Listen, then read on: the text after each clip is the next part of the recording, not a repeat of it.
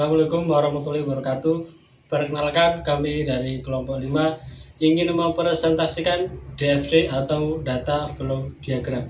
Sebelumnya, izin memperkenalkan diri. Nama saya Vicky Kurnia Fandi dengan NIM 241111059. Yang pertama ada pengertian DFD. Data Flow Diagram atau DFD adalah diagram yang menggambarkan aliran data dari sebuah proses atau sistem informasi. Pada DFD terdapat informasi terkait input dan output dari setiap proses tersebut. DFD juga memiliki berbagai fungsi seperti menyampaikan rancangan sistem, menggambarkan sistem, dan perancangan model. Penggunaan DFD atau Data Flow Diagram banyak digunakan untuk membantu para pengembang aplikasi, khususnya dalam proses pembuatan sebuah sistem informasi. DFD ini pertama kali dipopulerkan oleh Larry Constantine dan Eddie Jordan pada tahun 1970. Diagram tersebut juga pertama kali ditulis dalam teks klasik mengenai SATD. Notasi di dalam data flow diagram juga mengacu pada teori grafik yang pada awalnya digunakan untuk memodelkan alur kerja sebuah organisasi. Yang selanjutnya ada komponen simbol dalam DFD. Yang pertama ada lingkaran atau function. Yang kedua ada file atau database. Selanjutnya ada input atau output. Yang terakhir ada flow. Selanjutnya ada 4 pilar komponen DFD. Pertama ada proses, yaitu transformasi input menjadi output melalui logika tertentu. Selanjutnya ada aliran data atau jalur pergerakan data antar komponen sistem. Selanjutnya ada penyimpanan, yaitu repositori data atau data store untuk penggunaan masa depan. Yang terakhir ada terminator, merupakan entitas eksternal sebagai sumber atau tujuan akhir data.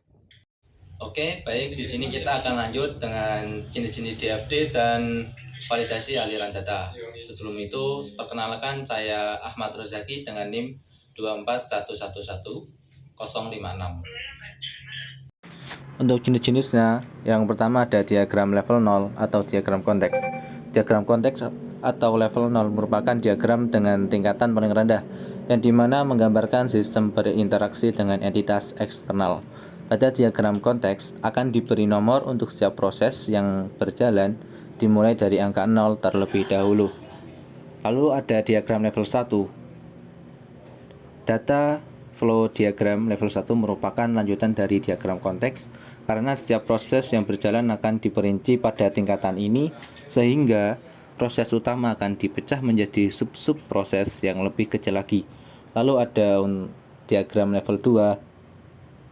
Data flow diagram level 2 merupakan tingkat lanjut dari level yang sebelumnya, yang dimana pada fase ini akan dijelaskan lebih detail terkait tiap prosesnya. Namun, untuk tingkatan ini jarang sekali dikerjakan dan lebih banyak hanya menerapkan 2 level di bawahnya saja. Nah, jadi kunci utama untuk memahami slide ini adalah memegang satu aturan MAS, yaitu semua pergerakan data wajib melalui sebuah proses, ya dimana data tidak memiliki kemampuan untuk bergerak, berpindah, atau mengubah dirinya sendiri secara ajaib. Untuk di sini kita bahas dari baris ke-1, yaitu entitas eksternal ke entitas eksternal itu ilegal karena sistem tidak mencatat pertukaran data yang terjadi di luar jangkauannya. Misalnya, pelanggan berbicara dengan manajer di luar aplikasi sistem. Karena tidak melibatkan sistem, aliran ini tidak boleh digambarkan di DFD. Lalu, dari entitas eksternal ke proses itu legal, karena ini adalah cara kerja standar. Entitas luar memasukkan data atau memberikan perintah ke dalam sistem untuk diproses. Contohnya, mahasiswa mengisi form pendaftaran. Itu juga termasuk dalam proses. Lalu ada entitas eksternal ke data store itu ilegal karena entitas luar tidak bisa memiliki akses langsung ke database atau tempat penyimpanan, yang dimana data tidak bisa langsung masuk ke database. Contohnya yang salah yaitu mahasiswa langsung menulis namanya di tabel database. karena harus lewat proses simpan data lebih dahulu baru bisa masuk. Untuk baris kedua, itu dari proses ke entitas eksternal itu legal karena sistem memberikan output atau hasil olahan data kepada entitas luar. Contohnya yaitu sistem mencetak struk belanja untuk diberikan kepada pelanggan, dan termasuk pelanggan itu entitas dan struk belanja adalah proses. Lalu dari proses ke proses itu legal karena data hasil dari satu proses ini menjadi input untuk proses berikutnya yang saling berkesinambungan. Contohnya yaitu proses hitung total belanja yang mengirimkan data harga ke proses cetak invoice. Lalu dari proses ke data store itu legal karena sistem menyimpan data, memperbarui data, atau menghapus data di dalam database. Contohnya yaitu proses registrasi akun, menyimpan data akun baru ke data store, yaitu tabel pengguna. Lalu di baris ketiga, dari data store ke entitas eksternal itu ilegal karena database adalah benda mati yang pasif, tidak bisa tiba-tiba mengirimkan laporan atau pesan ke pengguna. Harus ada proses yang menjembataninya. Lalu dari data store ke proses itu legal karena ini adalah tindakan membaca, read atau retrieve data, sebuah proses yang memerlukan data acuan dari database untuk melakukan pekerjaannya. Contohnya yaitu proses verifikasi login, mengambil data dari data store yaitu tabel akun untuk dicocokkan dengan input pengguna. Lalu dari data store ke data store itu ilegal karena data tidak bisa mengalir atau berpindah dengan sendirinya dari satu database ke database lainnya. Jadi harus ada sebuah proses yang bertugas memindahkan atau menyalin data tersebut. Lanjutkan dengan saya Muhammad Khairul Anwar dengan NIM 241111057. Sini saya akan menjelaskan tentang kualitas pemodelan DFD atau data flow diagram, khususnya mengenai anomali atau kesalahan logika yang sering terjadi saat kita membuat diagram alir data. Yang pertama, kita menganalisis anomali logika yang ada di bagian kiri ini. Di bagian ini tuh menjelaskan tentang 3 jenis kesalahan fatal dalam sebuah proses DFD. Yang pertama itu ada black hole, yang kedua miracle, dan yang ketiga gray hole. Nah, black hole sendiri itu adalah proses yang dia itu hanya punya data masuk atau inputnya, akan tetapi dia nggak punya outputnya. Secara logika itu salah karena data seolah-olah itu lenyap dalam proses tersebut. Ada inputnya tapi tiba-tiba nggak ada outputnya gitu. Dan yang kedua ada miracle. Itu adalah proses yang tiba-tiba itu menghasilkan data keluar atau output tanpa adanya sebuah input. Ini dianggap ajaib karena adanya sebuah hasil tanpa adanya awalan yang ada di sebelumnya itu. Terus yang terakhir itu ada gray hole. Yang ini tuh dia punya input dan output, tapi output yang dihasilkan itu tidak mungkin berasal dari input yang ada. Alasannya karena output yang dihasilkan itu tidak logis dengan input yang diinputkan itu. Terus yang kedua itu analisis koneksi aliran data. Itu kita menjelaskan tentang siapa yang boleh mengirim data ke siapa gitu. Intinya semua aliran data itu harus melewati proses. Yang pertama itu dilarang, ditandai dengan tanda X merah. Yang pertama entitas ke entitas itu. Data tidak boleh mengalir langsung antar pihak luar. Yang kedua entitas ke toko data atau database. Pihak luar itu nggak boleh langsung menulis atau membaca database tanpa melalui proses atau aplikasi. Yang ketiga toko data ke toko data. Database itu nggak bisa memindahkan datanya ke database lain sendiri tanpa adanya proses yang mengaturnya. Nah, yang diizinkan itu dilihat dari adanya tanda centang hijau, yakni aliran dari entitas ke proses, proses ke toko data, proses ke proses, dan juga sebaliknya. Selanjutnya saya akan menjelaskan tentang data konsistensi atau balancing. Yang mana balancing itu dalam sebuah RPL itu adalah aturan konsistensi antara diagram level tinggi dengan diagram level di bawahnya. Yang mana ini tuh adalah konsep yang tujuannya itu supaya data itu tidak tiba-tiba hilang atau tiba-tiba muncul saat kita mendetailkan sebuah data. Setiap input dan output yang ada pada level atas itu harus muncul kembali secara konsisten saat didekomposisi ke level bawah. Kegagalan balancing itu bisa menyebabkan model sistem menjadi tidak valid secara RPL. Mungkin itu saja dari saya. Oke, pembahasan selanjutnya kita akan membahas tentang kamus data dan spesifikasi proses. Dan ada juga kasus MWS konteks. Perkenalkan, nama saya Yusidi dengan NIM 241111069. Kamus data dan spesifikasi proses. Apa itu kamus data?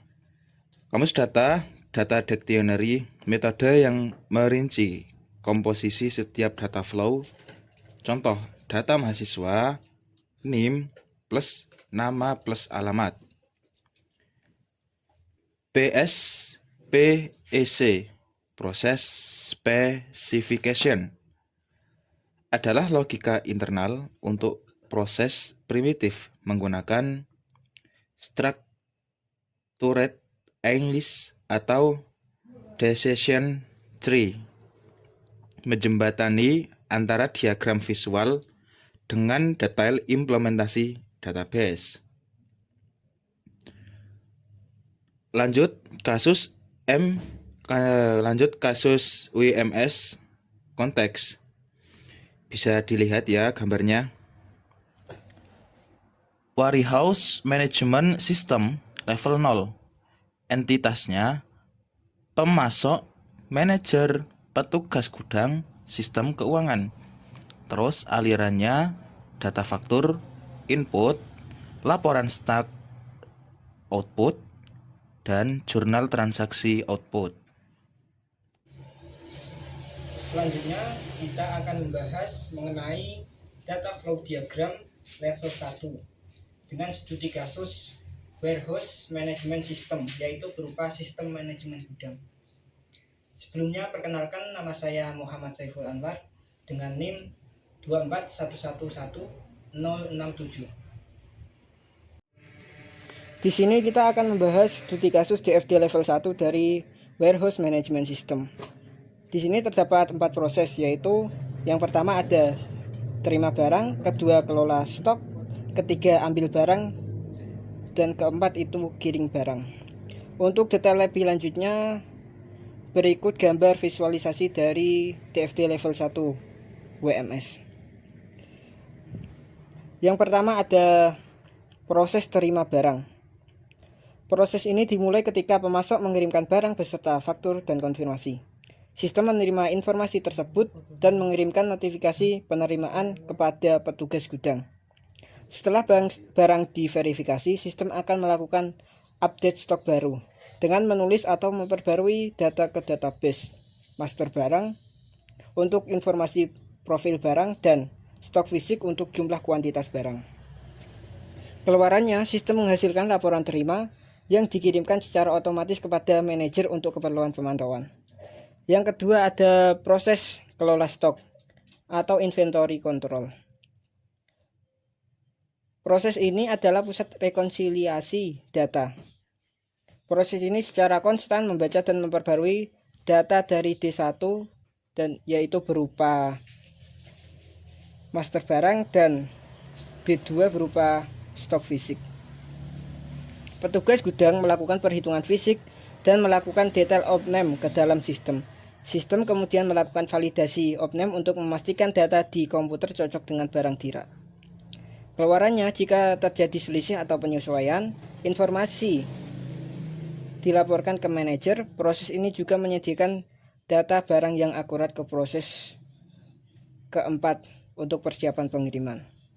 Yang ketiga ada proses ambil barang.